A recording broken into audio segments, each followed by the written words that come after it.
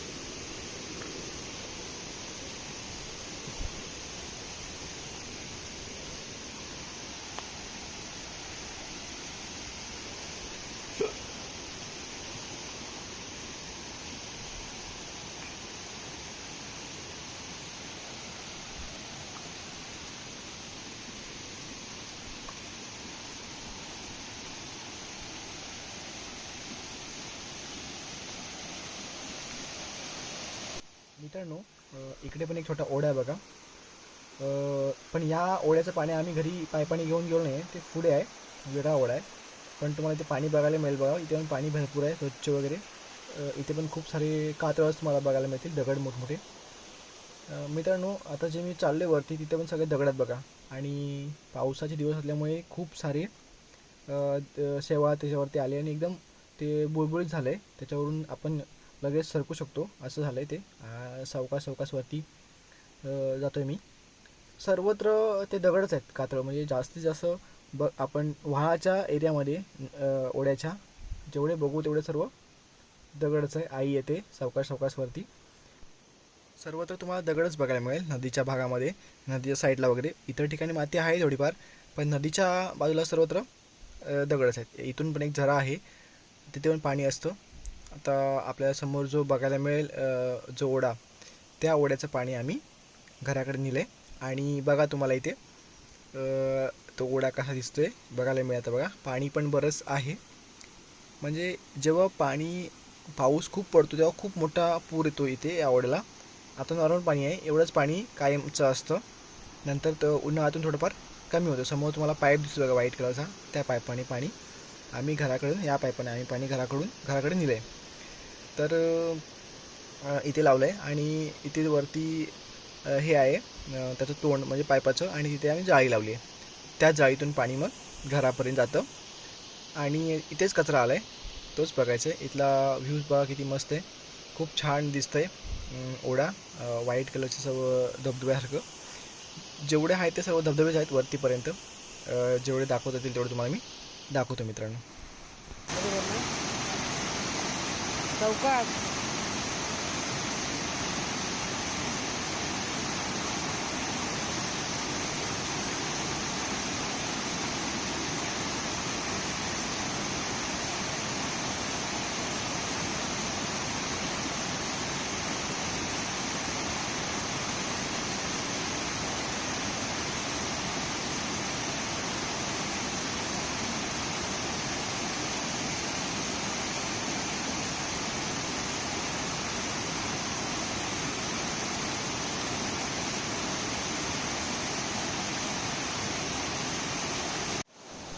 मित्रांनो, तुम्ही आता पाहिलं, मी खालच्या साईडला जाऊन पाईप काढला आहे. म्हणजे इथे वरती आई साफ करते बघा कचरा.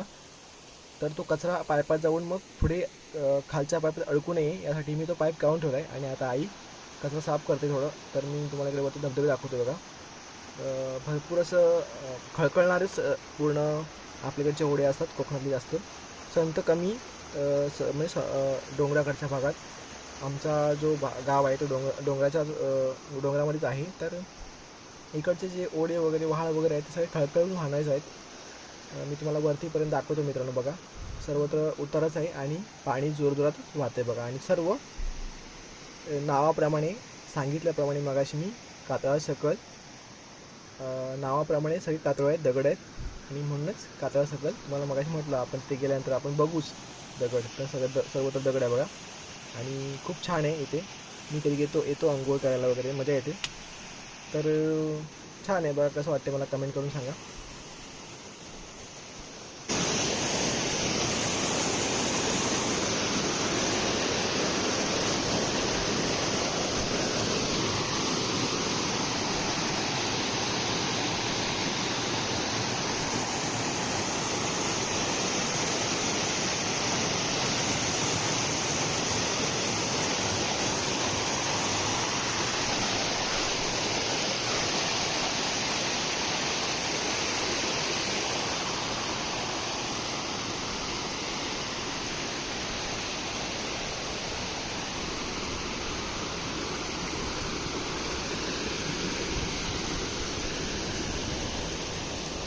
मित्रांनो, मी आता इकडे आलोच आहे. तर थोडं वरती पण तुम्हाला दाखवतो. वरती पण एक छोटासा धबधबा आहे, तो पण तुम्हाला मी दाखवतो. चला वरती जाऊया आपण. त्याआधी इकडे बघा तुम्ही, सर्व हिरवं हिरवं हिरवं गार आहे. हिरवं म्हणजे पाऊस आहे, गवत मस्त छान रुजलं आहे आणि खूप छान असं वातावरण एकदम आहे. इथे बघा मित्रांनो, तुम्हाला जमिनीतून पाणी कसं वरती येतं झऱ्याचं. पाणी थोडं गरम आहे, म्हणजे झऱ्याचं आहे ना ते, त्याच्यामुळे ते गरम पाणी आहे. आणि कसे बुडबुड येतात बघा जमिनीतून सरळ खालून वरती. असे मोठमोठे असे असं भरपूर ठिकाणी इथे सर्वांच पाणी बघा गरम आहे, छान पाणी आहे. तर सगळ्या बऱ्याच ठिकाणी ते असं पाणी येत आहे जमिनीतून. तर हेच झरे आहेत आणि याचंच पाणी मग पुढे छोटी छोटी व्हाळ आणि असं मोठे मोठे नंतर नदी असं पुढे वाढत जातं. बघा इथून पण गवतावरून पाणी येतं तुम्हाला बघायला मिळेल बघा. खूप छान वातावरण आहे. समोर पण एक धबधबा आहे बघा, तो तुम्हाला दाखवतो. तिथे आपण जाऊया. त्याआधी मित्रांनो तुम्हाला इकडे बघा उखरलेलं दिसतंय. उखरलेलं सर्वत्रच आहे.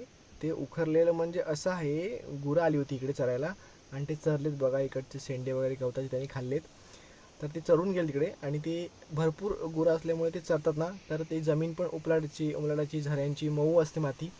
त्याच्या पायांचे जे खूर असतात त्याने ते उखरतं सगळं इकडचं. म्हणजे नदीच्या साईडचं जे व्हाळाच्या ओढ्याच्या साईडचं जी जमीन आहे ती मऊ असते आणि ती उखरते आणि त्याच्यामुळे तुम्हाला तसं बघायला मिळालं. ते समोर धबधबा आहे, खूप छान आहे. याच्यावरती पण धबधबे आहेत पण वरती पूर्ण जंगल आहे आणि इथे जो धबधबा आहे तो खूप छान छोटा आहे, छान वाटतो, एकदम मस्त वाटतो. पाहायला तर तुम्ही सगळे मोठे कातळांचाच हा व्हाळ आहे. छोटे छोटे दगड तुम्हाला फार कमी बघायला मिळतील. सर्व सर्व सर्व मोठे कातळच आहेत. म्हणून हा कातळाचा सकल म्हणून या ठिकाणी याला ओळखलं जातं. चला मित्रांनो, आता आपण जाऊया परत खाली. आईने साफ केलं तिकडे आणि मग पाईप परत जोडून मग घराकडे जायचं.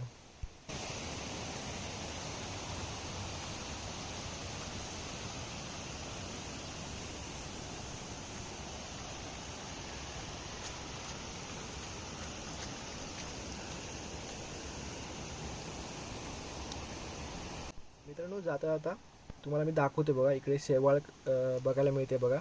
शेवाळ सर्वत्र खूप आहे पण इथे तुम्हाला व्यवस्थित बघायला मिळेल.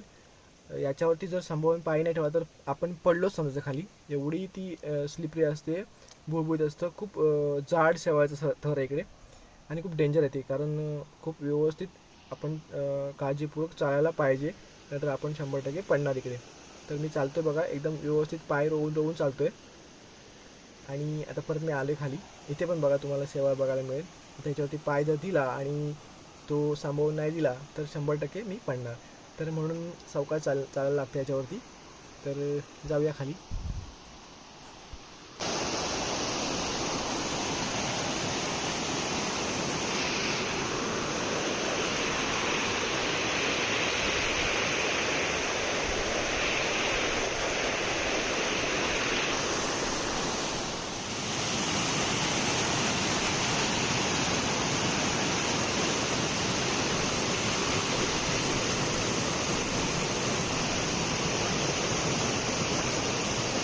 मित्रांनो, आता आलो आहे खाली, पण जातो तर तुम्हाला दाखवतो. समोर एक मोठं कातळ आहे बघा आणि समोरून जे पाणी वाहतं आहे ते सर्व झऱ्याचं पाणी आहे आणि ते सर्व त्या कातळांच्या मधून पाणी येते, दगडाच्या मधून पाणी येते. खूप स्वच्छ पाणी आहे. यापेक्षा स्वच्छ पाणी असू शकत नाही असं मला वाटतं, कारण ते पूर्ण दगडातून पाणी येते बघा. पाणी इथलं बघा आता गरम लागते, पण हे जर पाणी उन्हातून प्यायला गेलं तर खूप थंड असतं. समाधान मिळतं पाणी पिल्यानंतर. हे पाणी गरम लागतं आणि ओढ्याचं पाणी यांची दोघांची तुलना केली तर ओढ्याचं पाणी थंड लागतं आणि इथलं पाणी गरम लागतं. तेच पाणी उन्हाळ्यातून खूप थंड लागतं हे. तर तुम्हाला इथे बघायला मिळेल सर्व पाणी जे आहे ते कातळातून येते आणि खूप छान इथे झरे आहेत.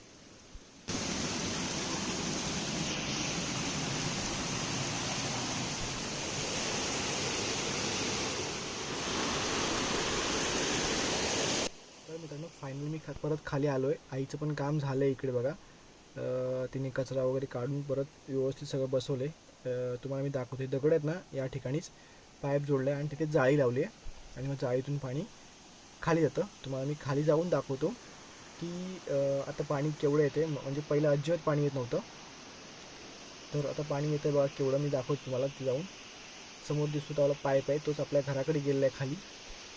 आणि हा पाईप आहे तो वरतून आला आहे जाळीतून. बघा पाणी आता एवढं मोठं यायला लागलं, पूर्ण पाईप भरून पाणी येते. त्यालाच आपल्या घराकडचा जो पाईप आहे तो जोडतो मी. मग व्यवस्थितरित्या परत पाणी घराकडे जाईल. तर मी पाईप वगैरे जोडला मित्रांनो आणि जोडल्यानंतर मी आता वरती आलो आहे बघा. तुम्हाला थोडाफार इकडचा निसर्ग दाखवतो, मग आम्ही घरी जातो.